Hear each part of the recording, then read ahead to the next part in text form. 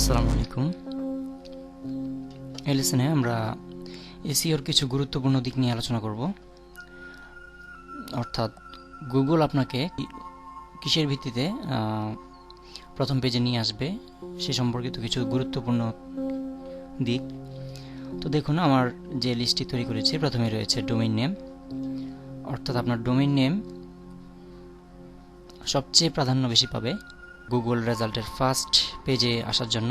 তো এই জন্য আমরা আপনাদেরকে একটি, যেমন আমি বাংলাদেশি নিউজ পেপার,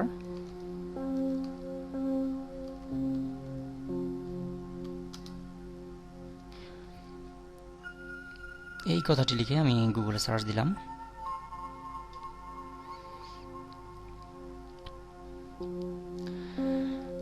যার ফলে দেখুন আমার সার্চের যে লেখাটি বাংলাদেশি নিউজ পেপার, এই রেজাল্টটিকে সার্চ দেওয়ার ফলে আমাকে প্রথম যে রেজাল্টটি দেখাচ্ছে সেটি হচ্ছে বাংলাদেশ নিউজ। অর্থাৎ বাংলাদেশ নিউজ এই কথাটি এখানে রয়েছে। দ্বিতীয়টি দেখুন, all Bangladeshi Bangla newspaper, এটিতেও আমার কিওয়ার্ডটি রয়েছে। এবং 3 নম্বরে অনলাইন নিউজ পেপার। অর্থাৎ প্রত্যেকটি প্রথম পেজের প্রায় প্রত্যেকটি ওয়েবসাইটের মধ্যেই এই কথাগুলো রয়েছে। বাংলাদেশি নিউজ পেপার, বাংলাদেশি অথবা নিউজ পেপার, এই কথাটি রয়েছে। তো আমরা যখন ওয়েবসাইট তৈরি করব এই ডোমেইন নেমের উপর বিশেষ নজর দেব। এবং সেকেন্ড পজিশনে আমি রেখেছি কিওয়ার্ড।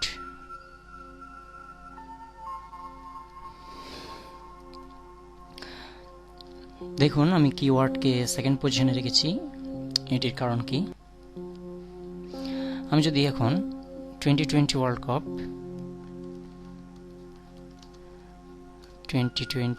2012 এই কথাটিকে যদি সার্চ দেই, তাহলে গুগল আমাদেরকে বিভিন্ন রেজাল্ট প্রদর্শন করছে। দেখুন, এখানে ডোমেইনটি T20 ওয়ার্ল্ড কাপ, এই কারণে এটি এসেছে। এবং দেখুন, শুধুমাত্র কিওয়ার্ড ইউজ করেছে সে 2012 আইসিসি ওয়ার্ল্ড 2020। এই যে দেখুন, এখানেও একই অবস্থা।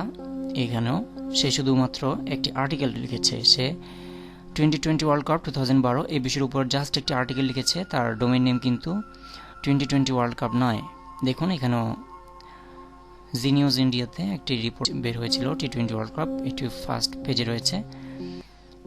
এই যে দেখুন, ইন reuters.com এখানেও দেখা যাচ্ছে।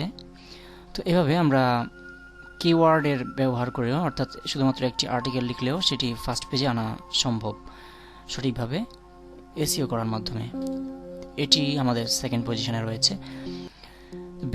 ব্যাকলিঙ্ক হচ্ছে আপনি অন্যান্য ওয়েবসাইটে আপনি কমেন্ট অথবা পোস্ট করার মাধ্যমে, ফোরাম পোস্ট করার মাধ্যমে আপনার ওয়েবসাইটের ইউআরএলটি দিয়ে দিবেন, যার মাধ্যমে আপনার ব্যাকলিঙ্ক তৈরি হবে। এটিও এসইওর জন্য একটি গুরুত্বপূর্ণ দিক। তার পরবর্তীতে আমি যেটি রেখেছি সেটি হচ্ছে ভিজিটর। এটি একটু টাফ।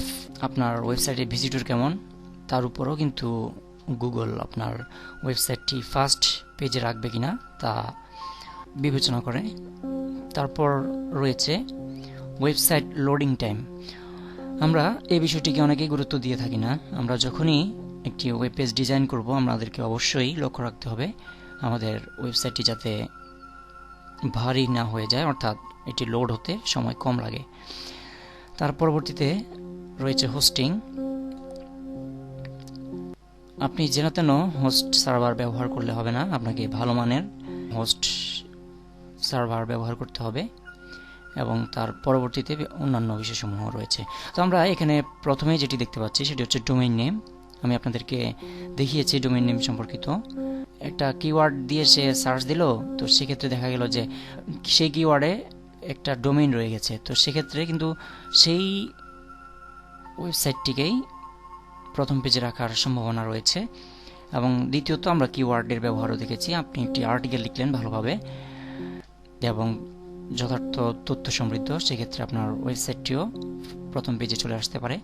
ব্যাকলিঙ্ক সম্পর্কিত বলেছি আমরা, বিভিন্ন ওয়েবসাইটে আপনার ব্যাকলিঙ্ক তৈরি করতে হবে, আপনার ইউআরএলটি দিয়ে দিতে হবে, আপনার ভিজিটর কালেক্ট করতে হবে, ওয়েবসাইট লোডিং টাইম কমাতে হবে এবং ভালো মানের হোস্টিং সার্ভার ব্যবহার করতে হবে।